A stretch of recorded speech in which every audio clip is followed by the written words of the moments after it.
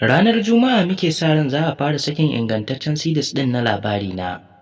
A daidai wannan lokaci, fitaccen darakta Aminu Sira ya bayyana cewar za a saki CDs ɗin na labari ranar Juma'a.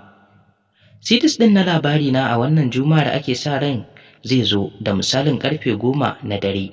Za a fara sa wannan CDs a cikin YouTube channel ɗin Aminu Sira.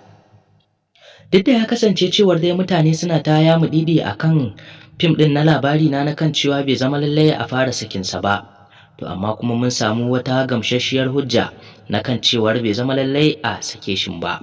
Kamar yadda dai kuke gani, fitaccen darakta Aminu Sira ya ƙware gurin kawo muku ingantaccen wannan CDs na labari na, ganin yadda zai nishadantar da masu saurare da faɗakartar da shi shine ya jawo mutane suke ta bibiyar wannan CDs na labari na, wanda zan iya cewa a yanzu babu CDs ɗin da yake popular a cikin masana'antar ta Kannywood kamar ingantaccen CDs ɗin na labari na.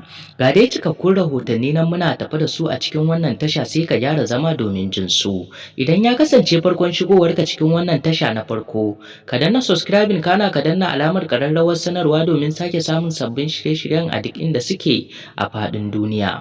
Kamar yadda dai kuke gani, ingantaccen CDs ɗin na labari na ana sa ran zai fara zuwa a ranar Juma'a da misalin karfe 10 a cikin YouTube channel ɗin Aminu Sira, wanda wasu daga cikin mutane suke ta bayyana ra'ayoyinsu akan haka, amma kuma wani hanzarin ba gudu ba. Tabbas labari na zai fara zuwar wa mutane a ranar Juma'a da karfe 10, amma kuma sai bayan sallah, bayan azumin Ramadana da za mu shiga a daidai wannan lokaci. Duba dai da karatowar watan azumin Ramadanan shine ya jawo cewar ba za a fara sakin wannan CDs na labari na ba sai bayan sallah, amma a yanzu dai Aminu Sira ya ɗauki wannan CDs ɗin sosai, dan a yanzu za a iya cewa ya ɗauki season 1 da season 2, amma kuma za a dawo haska wannan CDs, ba za a dawo haska shi ba sai bayan sallah. Ci gaba da kasancewa da wannan tasha.